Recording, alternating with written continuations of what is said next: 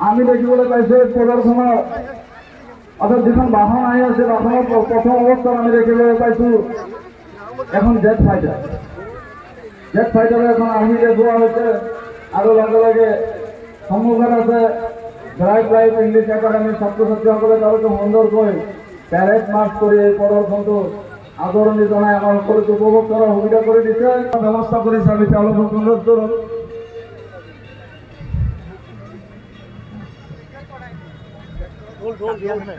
সঁচাকৈ গাঁৱৰ নাম হিয়ৰি উঠাই এটা দৃশ্য আমি পূৰ্বতে হয়তো দেখিবলৈ পোৱা নাছিলোঁ আমি দেখিছোঁ কণমানি ছাত্ৰ ছাত্ৰীসকল তেওঁলোকে জাষ্ট আৰ্হিহে তেওঁলোকে বন্দুক হাতত লৈ ইছৰ বা তেওঁলোকে দেশ মাতৃ হোৱাৰ এটা আৰ্হি দেখুৱাইছে পিছফালে আমি দেখিবলৈ পাইছোঁ যিহেতু আমি অসমীয়া মানুহ কৃষি কাৰ্য আমাৰ অন্যতম কৃষি কাৰ্যৰ জৰিয়তে আমাৰ জীৱিকা নিৰ্বাহ হয় আমি দেখিছোঁ কৃষি কাৰ্যত তেওঁলোকে আৰ্হি দেখুৱাইছে দুটা গৰু দেখুৱাই হৈছে আৰু এগৰাকী কণমানি ছাত্ৰই হয়তো হাও মাৰি আছে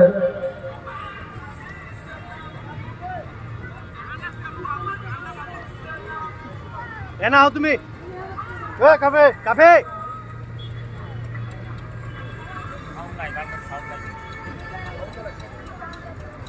মজা বানাইছে কিন্তু না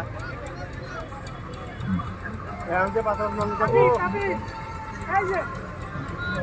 হেল্ল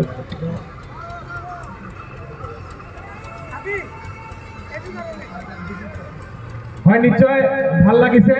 সন্মানীয় ৰাইজ এটি বিশাল হাত চাপৰি আশা কৰিম আমি এয়া জলেশ্বৰ ব্ৰেড লাইফ ইংলিছ স্কুলৰ চন্দ্ৰযান এক্সিবিশ্যন সন্মুখত আপোনালোকে দেখিবলৈ পাইছে আমাৰ ভাৰতীয় বীৰ জোৱানসকলে ব্যৱহাৰ কৰা এটি জেট ফাইটাৰ গতিকে সঁচাকৈ এই প্ৰদৰ্শনে আমাক আপ্লুত কৰিছে আমি কমিটিৰ ফালৰ পৰা তেওঁলোকক অভিনন্দন জ্ঞাপন কৰিছোঁ কৃতজ্ঞতা জ্ঞাপন কৰিছোঁ আচলতে বীৰ জোৱানসকলে যেনেকৈ দেশ মাতৃ সেৱা কৰে আমি দেখিছোঁ কণমানি ছাত্ৰ ছাত্ৰীসকলে তেওঁলোকে তাৰে এটা আৰ্হি দেখুৱাইছে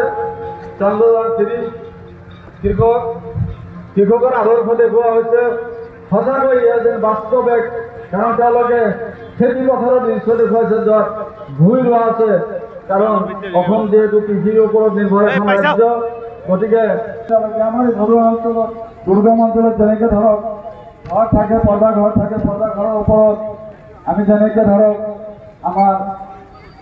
লাও বা বেঙেনা লাও বা বিভিন্ন গছ আমি দিওঁ তেওঁলোকে তাৰ